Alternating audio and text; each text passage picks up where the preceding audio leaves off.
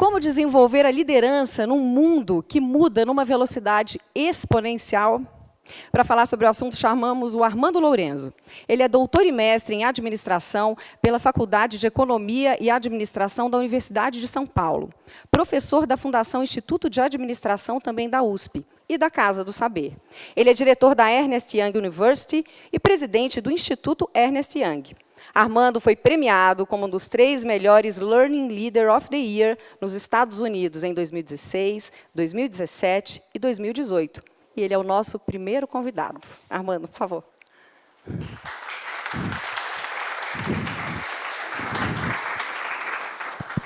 Bom dia, tudo bem com vocês? Muito bem. Então, primeiro eu queria agradecer a Andréia, que me fez o convite, todo o time do Inova Day, pela iniciativa muito legal, acho que para todas as pessoas, e não está restrito mais nem só à área pública, né? Agora, como foi na apresentação, eu sou professor, e é engraçado, né? Porque a gente, quando dá aula, as pessoas perguntam se a gente só dá aula ou trabalha também, né?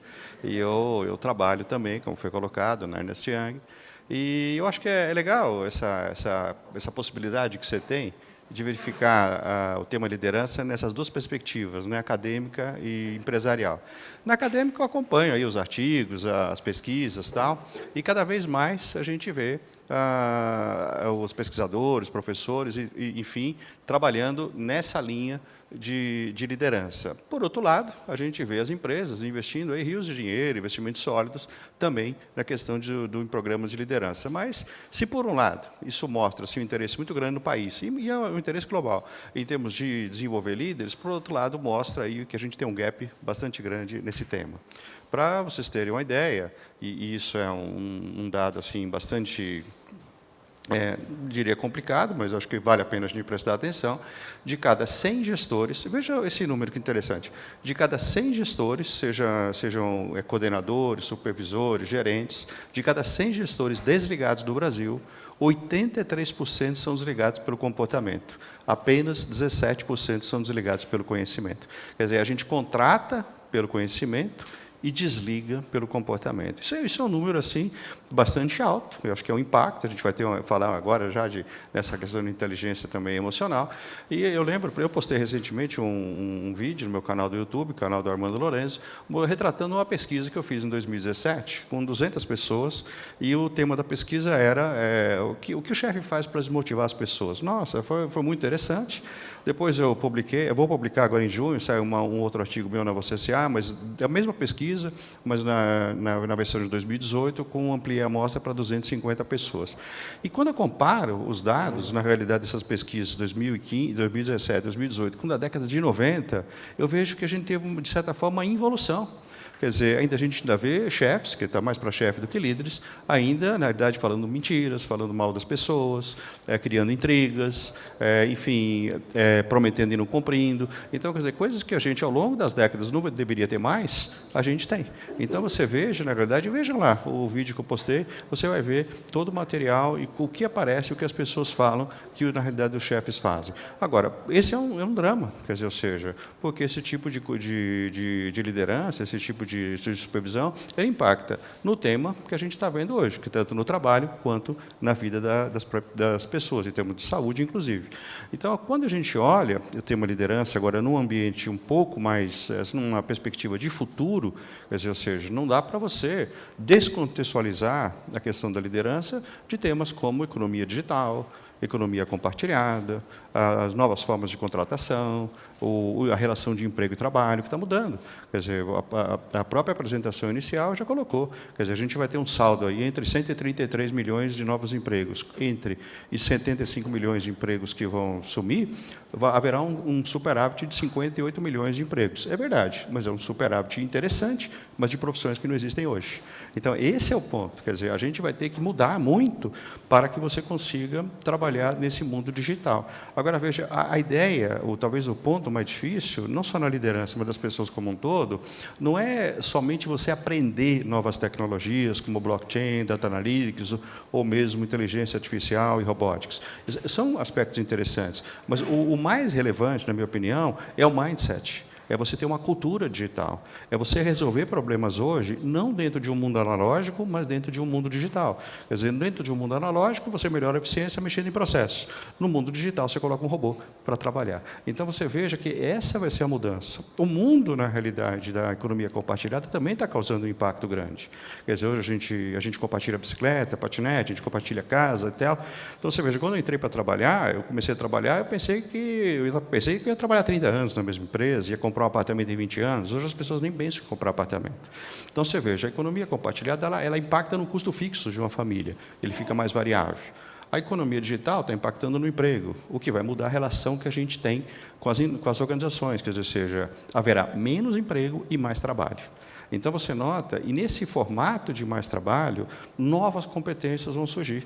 Porque por exemplo, as pessoas que trabalham em empresas, elas têm determinadas competências que não são desenvolvidas para quem vai ter um relacionamento quase que como um fornecedor para a empresa. Você vai ter que aprender a fechar negócio, prospectar cliente, fazer um preço. Quer dizer, você nota que as competências que vão surgir agora nesse mundo, dessa relação da economia do trabalho e do emprego, ela vai ser completamente diferente.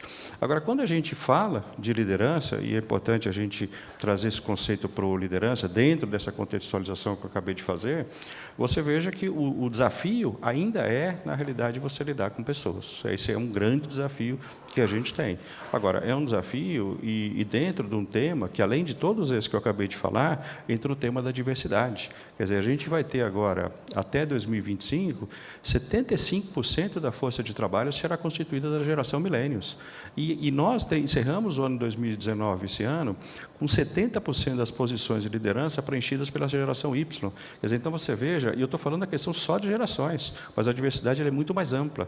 Então você nota que liderar num ambiente de diversidade exige também que a pessoa tenha, na realidade, uma eclética, uma mudança, um comportamento completamente distinto do que você tinha quando você gerenciava no modelo mental da década de 90, 2000, etc. Ou seja, isso tudo muda e muda muito grande. Agora, note, eu poderia aqui falar de diversas competências para vocês. Aqui, dado o tempo, a gente tem que trabalhar focado no que o tempo permite. Mas se você entrar, por exemplo, eu vou deixar o material para vocês, eu preparei o material, e aí, depois, vocês podem ver, etc., o material, vai aparecer várias competências. Eu fiz uma pesquisa, recentemente, mais associada à minha experiência profissional, das competências que as empresas globais estão utilizando. Então, você vai em todas, né? Você tem digital, você tem o senso de dono, esse ownership, você tem a questão de iniciativa, você tem a questão de programação, você tem a questão de resolução de problemas complexos, você tem alianças internacionais, você tem liderança por influência, você tem uma série de competências que a gente deveria desenvolver como líder. É importante lembrar que, assim, não dá para você se tornar um super-herói, né? É verdade que não. Eu acho que no apagão que a gente tem de liderança, se você desenvolver metade dessas competências requeridas, você já vai ter um destaque bastante grande na sociedade, sobretudo no ambiente de tecnologia, no mundo digital e ainda dentro de um conceito de diversidade. Mas se eu tivesse que destacar duas competências para a gente olhar, eu acho que tem duas, que a primeira delas, e não necessariamente nessa ordem, é o Learning Agility, essa capacidade que você tem de aprender rapidamente e essa postura que você tem de aprendizado e aprendizado contínuo, primeiro. Segundo, a adaptabilidade. Então, você pega, por exemplo, quando a gente compara o mundo, hoje a gente está passando por uma revolução digital enorme, que tem, como eu falei para vocês, várias tecnologias, mas a gente teve também, na década de 80, também uma mudança de tecnologia. Outras tecnologias, como se trabalhava a questão de ERP, sistemas integrados de gestão, mainframe, etc. Mas eu acho que a mudança que a gente teve, olhando aquela época para hoje, ela não foi especificamente de tecnologia, mas a velocidade da mudança. Agora a velocidade está muito grande, a tal ponto que a gente não consegue separar, muitas vezes, onde termina o futuro, onde termina o presente, onde começa o futuro. É muito rápido que está acontecendo as coisas. Quer dizer, a gente tem que aprender que a visão linear ela não vai ser mais o futuro. O objetivo, quase, é você, como líder, aprender a prosperar no caos. Você entende o que eu estou querendo dizer? Porque, na realidade, essa desorganização tem vida. E a gente precisa entender que faz parte da desorganização, a vida faz parte, tem a desorganização. E essa prosperar no caos é o que a gente precisa desenvolver. Agora, para você ter isso, aprender a prosperar no caos, você precisa ter a questão da adaptabilidade do Learning Agility. Agora, quando a gente fala adaptabilidade, está muito relacionado à resistência. Então, lógico, se você não consegue, se você tem resistência, você não se adaptar a um futuro, porque esse é o segredo. Você se desenvolver para um futuro que você não sabe qual vai ser. Esse é o segredo. Como a gente não sabe, você tem que ser adaptável. Essa é a primeira característica, mas as pessoas têm resistência. E muitas vezes fala para mim assim, mas as pessoas mais sêniores têm mais resistência que os mais jovens. Não é verdade. As pessoas têm resistência com pessoas mais sêniores, como tem com pessoas mais jovens. Por exemplo, eu dou aula ainda no MBA, no mestrado, mas não dou mais aula na graduação. Parei de dar aula o ano passado na graduação.